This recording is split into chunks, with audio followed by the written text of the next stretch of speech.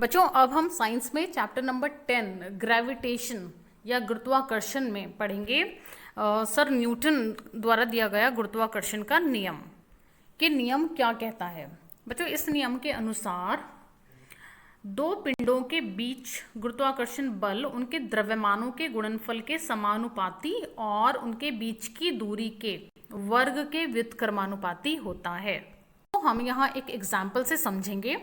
मान लीजिए हमारे पास दो पिंड हैं m1 और m2, ठीक है। यदि दोनों पिंडों के द्रव्यमान ज़्यादा हैं तो उनके बीच का जो गुरुत्वाकर्षण बल है वो भी बहुत ज़्यादा होगा, और यदि द्रव्यमान कम है तो उनके बीच का जो गुरुत्वाकर्षण बल उनके बीच में लगेगा वो भी कम होगा, ठीक है। यानी कि जो गुरुत्वाकर्षण बल है वो डायरेक्टली प्रोपोर्शनल होता है किसके, द्रव्यमानों के, यानी कि पहले पिंड और दूसरे पिंड दोनों पिंडों के द्रव्यमानों के समानुपाती होता है। यानी कि अगर द्रव्यमान बढ़ेंगे तो बल बढ़ेगा, द्रव्यमान घटेंगे तो बल घटेगा, ठीक है। और दूसरी जो बात इन्होंने कही कि उन दोनों के बीच की दूरी के वर्ग के व्युत्क्रमानुपाती होता है। इसको कैसे समझेंगे? इसको समझने के लिए देखिए, यदि दोनों पिंड एक दूसरे दोनों पिंडों के बीच की जो दूरी है वो कम है, तो दूरी कम होगा तो उनके बीच में गुरुत्वाकर्षण बल कैसा होगा, बहुत ज़्यादा होगा। और यदि दूरी अधिक होगी यानी कि दूरी बढ़ जाएगी तो गुरुत्वाकर्षण बल घट जाएगा, मतलब उल्टा हो जाएगा। तो जो गुरुत्वाकर्षण बल होता है वो इन्वर्सली प्रोपोर्शनल होता है किसके, दोनों पिंडों के बीच की दूरी के वर्ग के, ठीक है। तो माना हमारे पास दो पिंड हैं, पिंड ए और पिंड बी, ठीक है। पिंड ए के द्रव्यमान को हम कैपिटल एम, ठीक है, जो इसका मास है उसको हम कैपिटल एम, और पिंड बी के द्रव्यमान को हम स्मॉल एम से डिनोट कर रहे हैं। हमने माना कि पिंड ए का द्रव्यमान कैपिटल एम, पिंड बी का द्रव्यमान स्मॉल एम है, और दोनों पिंडों के बीच की दूरी यानी कि डिस्टेंस को हमने डी माना है, ठीक है, कि दोनों पिंड एक दूसरे से डी दूरी पर स्थित हैं। और मान लिया कि इन दोनों पिंडों के बीच में जो आकर्षण बल है वो F कार्य कर रहा है, ठीक है, F बल इन दोनों पिंडों के बीच में लगा हुआ है। तो देखो बच्चों, न्यूटन के नियम के अनुसार दोनों पिंडों के बीच का बल दोनों पिंडों के द्रव्यमानों के गुणनफल के समानुपाती होता है, या अनुक्रमानुपाती भी कह सकते हैं, होता है, जो हमने अभी समझा था, ठीक है। तो अनुक्रमानुपाती का निशान ये होता है। तो F जो है वो डायरेक्टली प्रोपोर्शनल होगा M यानी कि एक पिंड का द्रव्यमान और स्मॉल m यानी कि दूसरे पिंड का द्रव्यमान। इसको हमने बोला इक्वेशन नंबर 1। और दूसरी बात जो सर न्यूटन ने बोली थी कि दोनों पिंडों के बीच लगने वाला जो आकर्षण बल है दोनों पिंडों के बीच की दूरी के वर्ग के व्युत्क्रमानुपाती होता है, ठीक है।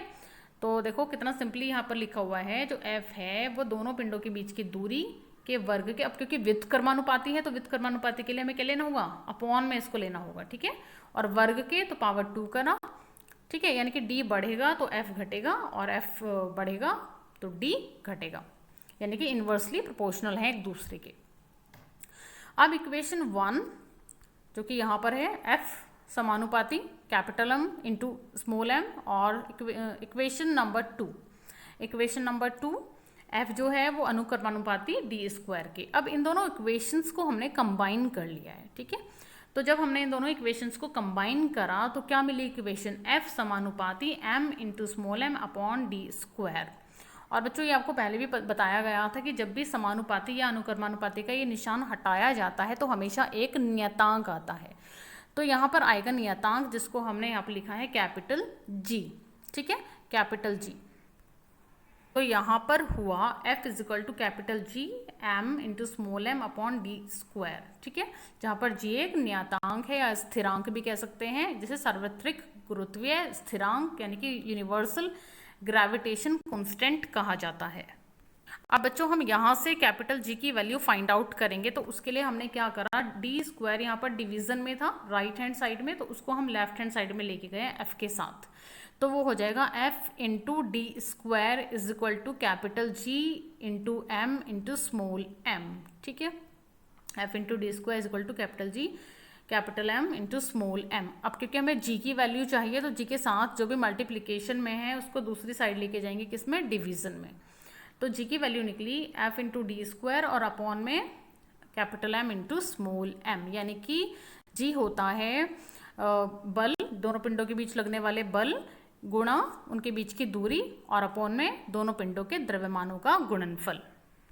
इसे कहा जाता है यूनिवर्सल ग्रेविटेशन कांस्टेंट का फॉर्मूला। बच्चों जी क्योंकि ये कांस्टेंट है तो इसकी वैल्यू भी कांस्टेंट होती है। इसकी वैल्यू होती है 6.67 इंटू 10⁻11 और इसका मात्रक यानी कि यूनिट होता है न्यूटन मीटर स्क्वायर और अपॉन में किलोग्राम स्क्वायर।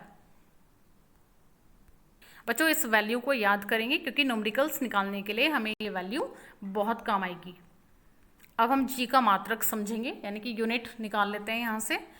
एफ की यूनिट है न्यूटन क्योंकि बल है, डी है मीटर तो मीटर की पावर 2 क्योंकि डी स्क्वायर है तो न्यूटन मीटर स्क्वायर और अपॉन में क्या है किलोग्राम स्क्वायर।